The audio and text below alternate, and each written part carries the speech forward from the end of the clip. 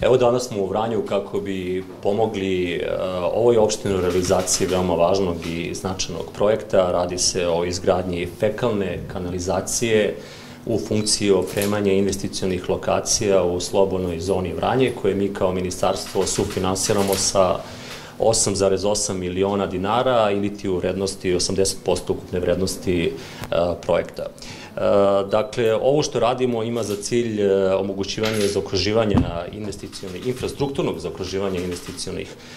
lokacija i direktnih tehničkih uslova za dovođenje investitora i izgradnje poslovno-proizvodnih kapaciteta i otvaranja novih radnih mesta za nezaposlena lica i u Vranju, ali i u čitavom Pčinjskom okrugu, i to je ono što smo kao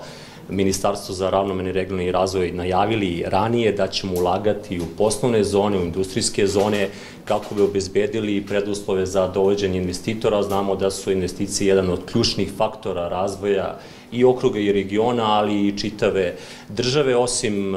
ulaganja u infrastrukturu, investicije takođe ulažemo u ostale segmente razvoja kao što su obrazovanje i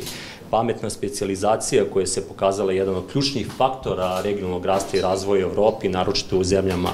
koje su u tranziciji, a svakako da je Vranje prioritet za buduća ulaganja vlade, i to je ono što je rekao i